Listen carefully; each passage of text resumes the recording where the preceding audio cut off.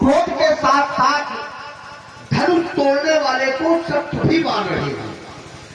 और शत्रु साधारण नहीं, सहस्र बाहु सम सहस्त्र बाहु के समान शत्रु मानते हैं। विचार हम यह करते हैं, क्या धनुष तोड़ने वाला शत्रु हो सकता है? क्या धनुष तोड़ने वाले ने कोई अनुचित कार्य किया है जिसके कारण ये शत्रु मानते हैं? क्या धनुष तोड़ने वाले ने कोई अनैतिक कार्य किया है जिसके कारण ये शत्रु मानते हैं? क्या धनुष तोड़ने वाले ने कोई असंवैधानिक कार्य किया है जिसके कारण ये शत्रु मानते हैं?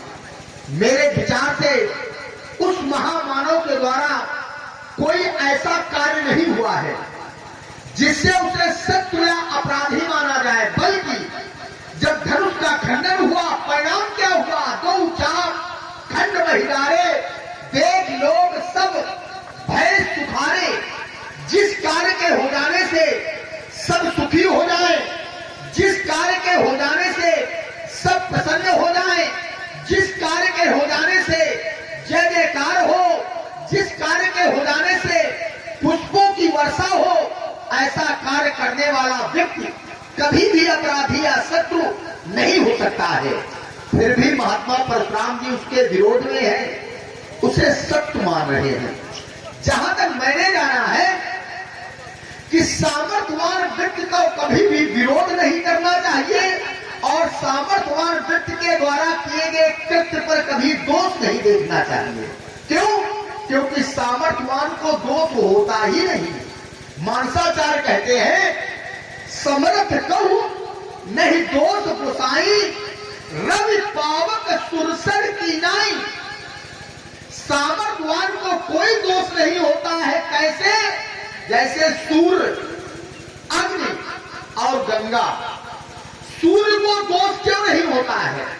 सूर्य में इतना तेज है कि सूर्य अपनी रश्मियों के द्वारा शुद्ध और अशुद्ध जल को शोषण तो करते हैं, लेकिन फिर भी उनमें कोई दोष नहीं लगता है, क्योंकि अशुद्ध जल को भी अपनी रश्मियों से खींच करके मेघ के रूप में परिवर्तित करके संसार को जीवनदायिनी जल के रूप में प्रदान करते। ये सामर्थ्य है सूर्य में। अग्नि में चाहे जो कुछ भी डाला जाए, वो अपवित्र से अपवित्र वस्तु को भी पवित्र कर देती है, क्योंकि अग्नि अपने आप में पवित्र है। गंगा में चाहे जैसा जल, दूषित जल हो और चाहे शुद्ध जल हो, वो चाहे जो जल उसमें मिल जाए, लेकिन सुरसर को अपनीत न कहीं। गंगा को कोई अपवित्र नहीं कहता है। ठीक उसी प्रकार से धनुष तोड़ने वाला सामर्थ्यवान है, और जब सामर्थ्यवान है तो कोई दोष होता नहीं है। तो महात्मा जी दोष क्यों देख रहे हैं? चाहता ये हूं अपने निर्णय पर पुनर्विचार करें, और अगर ऐसा नहीं तो हे गुरु जी, हे गोसाई जी, यही धनुष पर ममता के ही हेतु, इस धनुष के प्रति ममत्व का कारण क्या है मैं जानना चाहता हूं। क्यों? क्योंकि मैं बालक हूं, आप ज्ञानी हैं, आप मनीषी हैं, आप तत्वज्ञ हैं, आप पंडित हैं। आप जैसे मनीषी ममता करते नहीं हैं, बल्कि ममता का धीरे धीरे त्याग करते हैं। कैसे? जैसे रस रस सूख, सरित सर पानी, ममता त्याग करें जीव ज्ञानी। जैसे सरोवर का एक एक बिंदु जल धीरे धीरे सूख जाता है, वैसे ही आप जैसे ज्ञानी ममता का धीरे धीरे त्याग कर देते हैं। तो फिर यही धर्म पर ममता के ही हेतु क्या कारण है मैं जानना चाहता हूँ।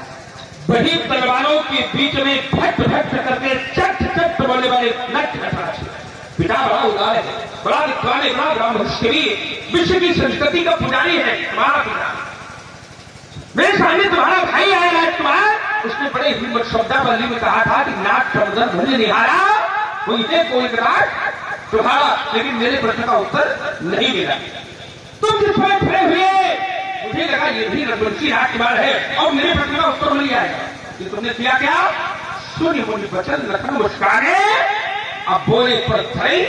अब ये संसार की मर्यादा है, हे राजकुमार, संसार समाप्त हो जाए, कोई फिक्र नहीं। हमारे यहां नियम है, अगर समाज में मर्यादा और संस्कार नहीं होंगे तो वहां का कोई महत्व नहीं होगा। मर्यादा जाते संसारा, ये पूरा का पूरा संसार मर्यादाओं पर ही आधारित है और मर्यादाओं पर ही चलना है।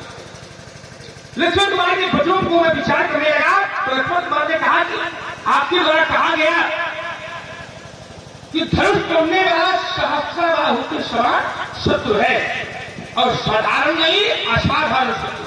क्यों? क्योंकि सहस्राबाहु साधारण नहीं था और राजकुमार ये धनुष भी साधारण नहीं है।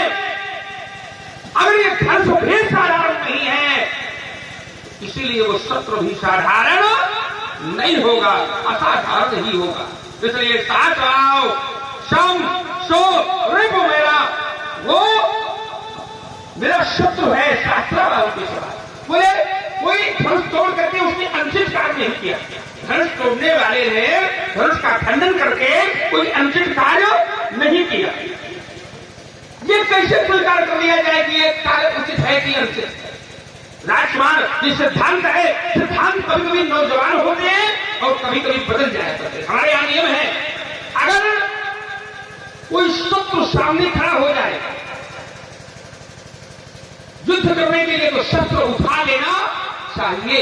और अगर वहीं पर पिता खड़ा हो जाए तो सिद्धांत बदल जाए। तो राजकुमार, तात्पर्य कहने का यह है कि धनुष तोड़ने का कार्य जिसने किया है, तो तुम्हारे कथनानुसार यहाँ पर सब सुखी है, तो जो सुखी है तो कभी कभी वही कार्य किसी के अनुकूल होता है और कभी कभी वही कार्य किसी के प्रतिकूल होता है। इसलिए ये धनुष का तोड़ना, धनुष का खंडन करना मेरे प्रतिकूल है, हमें अच्छा नहीं लगा, हमें अच्छा नहीं लगा, उसका व्यवहार हमारे प्रति उचित नहीं है, इसलिए वो कार्य उसका हमारे मन को नहीं है। क्यों? क्योंकि उसने हमारी दृष्टि में अनैतिक कार्य किया, अनुचित कार्य किया है, असंवैधानिक कार्य किया है। इसलिए वो सहस्राबाहु समसो रिपु मोरा, वो सहस्राबाहु की समान मेरा शत्रु है, इसलिए मैंने उसको शत्रु स्वीकार। और लक्ष्मण कुमार ने कहा कि जो सामर्थ्यवान होते हैं उनको कोई दोष नहीं होता है, समर्थ को नहीं दोष गुसाई और रवि परावत सुरसर की। अच्छा, यदि सामर्थ्यवान है वो कोई ऐसा कार्य करते तो उसको दोष न लगे और दूसरा कोई करते उसको दोष लग जाए, ऐसा नहीं है राजकुमार। भले ही वो सूर्य क्यों ना हो, भले ही वो अग्नि क्यों ना हो और भले ही तुम वो सुरसरी न हो, अगर वहां भी अगर कहीं न कहीं से असंवैधानिक या अनैतिकता के कार्य हो गए तो वहां भी गड़बड़ हो जाएगा और वहां भी दोष होगा। एक बार ऐसा हुआ, सूर्य भगवान शंकर के दो भक्त थे, माली और शिवालिनाथ, और जब सूर्य से उनका एक दूसरे का आपस में विरोध हुआ तो भगवान शंकर ने अपना त्रिशूल चलाया और सूर्य को दंड दिया। तो सूर्य पृथ्वी पर काशी में जाके गिर गया और तो कश्यप ऋषि क्रोधित हो गए। क्योंकि भगवान शंकर ने जो कार्य किया वो अपने दोनों भक्तों के लिए किया और कश्यप ऋषि के पुत्र हैं सूर्य, लेकिन कश्यप ऋषि को वो कार्य अच्छा नहीं लगा, तो ये राजकुमार वहां पर उनको दंड भी दिया गया। तो जो कार्य अनैतिक होगा तो उसमें भी उसको दंड मिलना चाहिए, ये मेरे विचार है। और ये धनुष पर ममता के हेतु, इस धनुष पर ममता का हेतु क्या है? राजकुमार, कोई हेतु नहीं है, ये धनुष मेरा नहीं, ये मेरे भगवान शंकर का है। तो ममता सदैव अपने इष्ट के चरणों में होनी चाहिए। तो ममता का दर्शन गुरुदेव के प्रति है, अपने इष्ट के प्रति है, और धनुष के प्रति श्रद्धा है, आस्था है, प्रेम है। और जहां पर श्रद्धा है तो राजकुमार, अगर श्रद्धा का खंडन होगा, आस्था का खंडन होगा, विश्वास का खंडन होगा, तो वहां पर क्रोध होगा, शांति नहीं हो सकती है। इसलिए मेरे जीवन काल में कोई ममता नहीं, रे मत पालन